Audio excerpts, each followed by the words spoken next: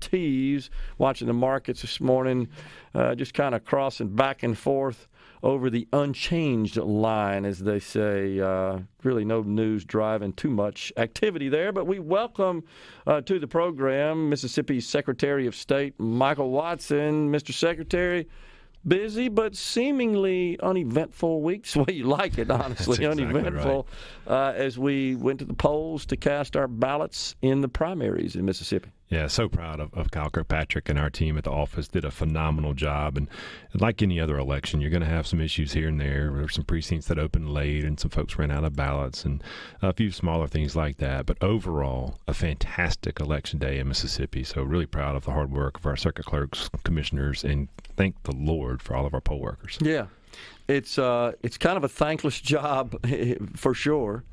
But every time I go, they're so professional, so diligent, so careful, so methodical. It's what you want. That's exactly right. And it takes training. It takes a little love here and there on them.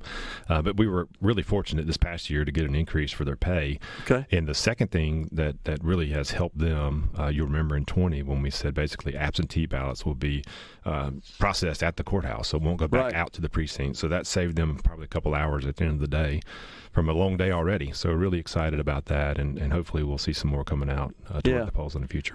What about turnout? How'd we do? Not so great. I think it was around 30%. Last I saw, somewhere hovering right at 30, and it's the lowest it's been in a statewide primary in probably 10, 15 years. Disappointing. Very, very disappointing. What do you think's going on? I think a few things. I think folks, as you know, just get tired of the political nastiness that's out there right now. And sometimes folks aren't interested in the top of the ticket, and that's really what drives a lot of turnout. Then you had a really ugly lieutenant governor's race, and turned some folks off. So we thought with the local sheriff's races that were around the state, with a very contested and a lot of money spent on that lieutenant governor's race, and due to the absentee turnout, that we'd have a really big number, and it just didn't come to pass. You, of course, no stranger to being a political candidate. You've obviously run statewide race successfully, and ran in your district as well as a state senator. So is this going to change, or can we just expect the races to continue to just mire in the mudslinging? When you talk to, and just being honest about it, when you talk to politicos and folks that run campaigns, they'll say, look, if you get hit and you don't respond, you're going to lose. Yeah. So you got to hit back. And I think the thing is making sure that you're honest about it and you only stick to the truth. And when people see that and do their own research and understand, wait a minute, that is true. We were in that situation. I got hit pretty hard. And we hit back with things that we had researched and found to be true. And, I remember. Absolutely true. So I think that's the important piece. Stick to the truth, educating voters about what's going on in the race, making sure they understand what do you stand for and what separates you from your opponent. Yeah. So you have to do that sometimes, and that's unfortunate. But, we spent most of our time focusing on our positives. But when you do get hit, unfortunately, that's how it kind of works these days. Okay. So do you think, though, and it's just an opinion here for you, do you think that sometimes there are candidates that sort of pledge to stay away from that, and then they get hit and they say, or their advisors usually say, we got to respond? I had to be talked into it. I told my guys from the get-go, no, we're not doing it. And started getting hit pretty bad, and my opponent went up on TV early. And our crew was like, look, if you don't do something to hit a little bit back, you're going to be in trouble. And so we hit back, and again, it was 100% factual, accurate information, and I thought the voters needed to know it, so we did it. And the problem I see with that, and I know this is not necessarily Secretary of State's business, but just political issues. Sure. The problem I see with it, though, is often supporters of the respective candidates, they sort of view those hit pieces, that sort of criticism and mudslinging, as being directed at them. They tend to live sort of vicariously through their candidate, and that doesn't really put you on a good footing, because the natural tendency of a leader is to unite. That's right. Bring people together, not divide. That's right. But heck, we see just last week, especially in the lieutenant governor's race, I point to that one because it was certainly the most contentious statewide, and arguably had the most hostility in the campaign. I don't think so. But, you come away with that, and you still see folks kind of point fingers across the lines there amongst supporters of the candidate. And whomever emerges here from a primary needs the people that are in that party to just forget about the primary and move on. It's over. Support them. That's what we hope, so they can prevail in the general. But more importantly, that candidate's also got to realize, I represent them too. Even though they were throwing rocks at me, criticizing me, condemning me, demeaning me, I got to support them. I gotta work for them, I should say. 100%. And one of the things that I really disliked about that campaign is you had both sides still calling names after the race was over. Right. Both sides. And to be the winner, and, obviously Lieutenant Governor will continue serving in that position. But I hope that he listens to the will of the voters. Yeah. This was no mandate landslide win. Said that last week. You got a lot of folks out there who are asking questions, and we should always be asked questions from our constituencies. But you want to make sure that you know what, there's a big percentage of folks out there that disagreed with how I was running the shop. Yeah. So maybe I should change it a little bit. Yeah, exactly. And I hope that's the case. I look back thinking perhaps the most prolific example of that was Donald Trump. I mean, Donald Trump wasn't made by Democrats. He was made by Republicans. That's right. It was Republicans that I think got a little too comfortable and thought, I don't really have to worry about this large swath of Republicans who said, you guys ain't getting it done for us. And here comes Donald Trump, who starts channeling their concerns, their grievances, if you will. Right. And it put him in. So all the Republicans that are mad at Donald Trump, you created him, essentially. There's some truth to that, I think. There is. And a lot of the, unfortunately, the toxicity in politics really doesn't allow for us to sit down and break bread and build relationships. No, that's what you're seeing in D.C. Yeah. We take a different, in my opinion, I can talk specifically about my approach. There are several folks out there that I've served in the state senate with who are no longer in the state senate, who don't believe like I believe, but we sit down and have dinner and can talk about the issues and have fantastic conversations.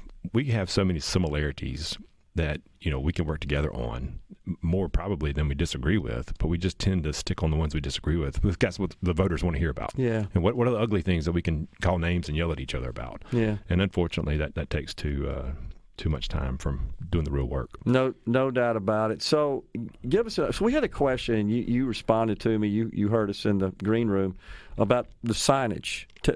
Clarify that for us. Yeah, so that's all driven locally, local ordinances, city or county, depending on, you're going to have different rules for different locations. But when you can put a sign out, and I'm not exactly sure if they speak specifically to when they have to pick them up, but I do know that there are time frames on how early you can put them out. Yeah. Okay. All at the local level.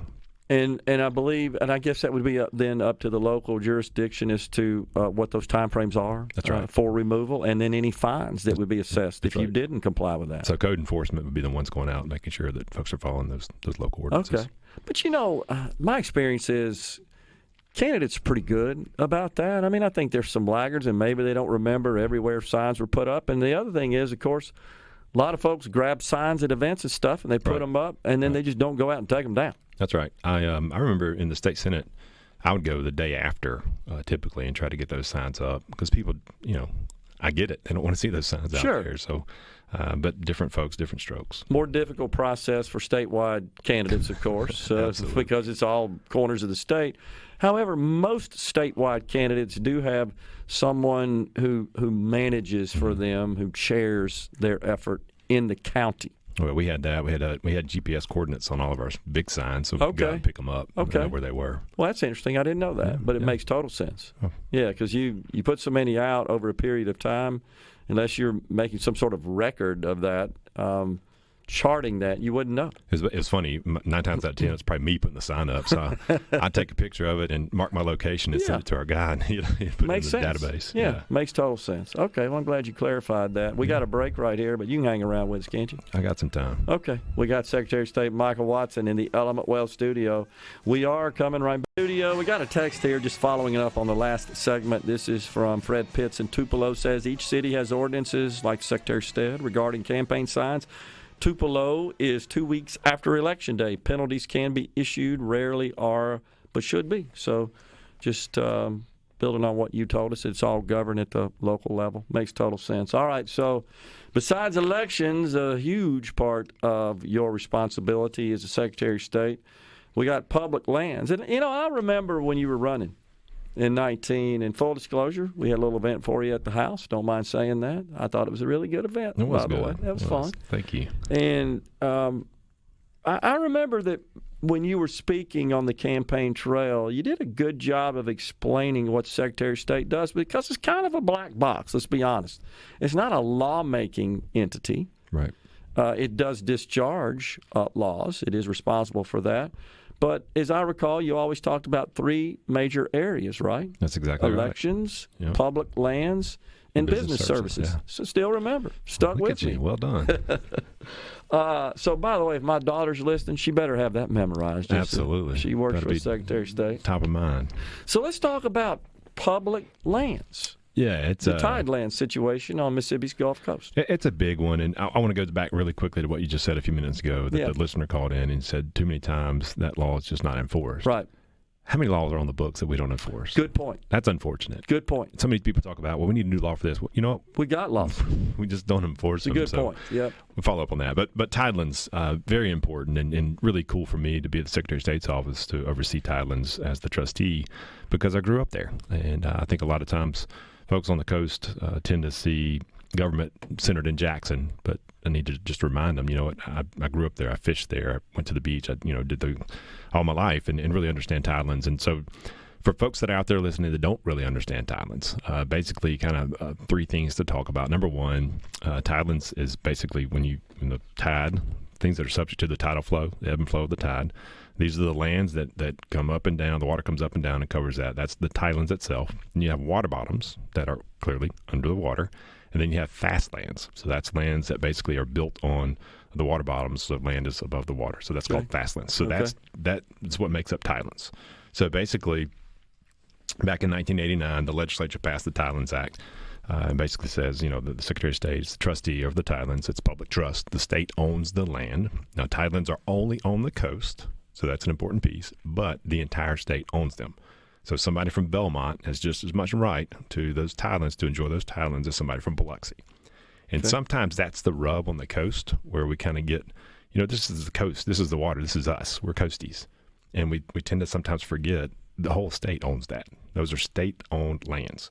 Okay. So, and then in 1994, the Public Trust Tidelands, the map was basically put in place, because there was a lot of questions. Well, the upland owner, how much do I own of this versus what the state owns? And so there was a map that was created along the Tidelands there, and determining where's that line. So north of this line is owned by the upland owner. South of this line is Tidelands, and that's the state-owned property. So the Secretary of State is basically the trustee over the Public Trust Tidelands. And the Tidelands, again, are the water bottoms, the land that's subject to the tidal flow, and then the fast lands. So we lease those for commercial purposes, casinos, restaurants, other business entities that need the water, commercial activity on the water. And that's kind of the quick overview of Tidelands. So it's interesting, though, being from the coast, a lot of folks kind of thought, and this is where the rub is starting to happen and some conversations are going on. I think a lot of folks thought, not a lot of folks, Biloxi, we'll be specific here. Look, we got this coast guy, and he's going to go in there, and we're going to be able to do whatever we want. And that's just not the case, because I think that there are laws there, and we got to follow those laws. And I heard a conversation recently where I think the mayor told someone, the Secretary of State. The mayor of Biloxi, right? I am, the mayor of Biloxi. Basically said, the Secretary of State won't come off his position. Well, there's a reason for that.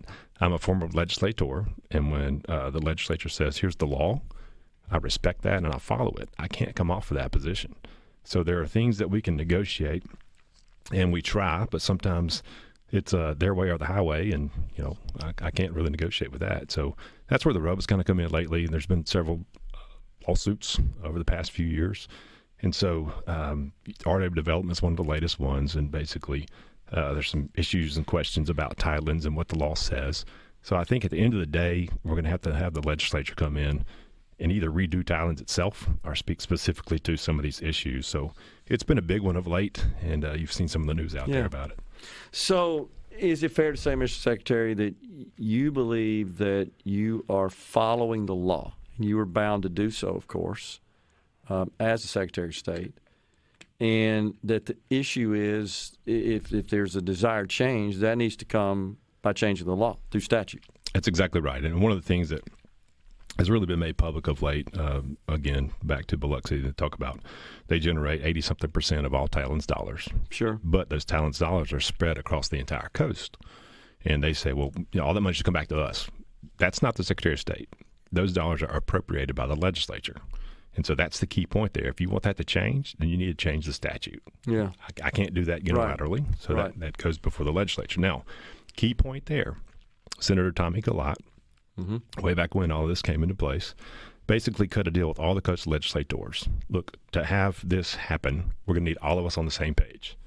So when we create these Tidelands dollars, then we're going to share them, because that's the good idea here. It's not going to be all mine. It's not going to be all yours.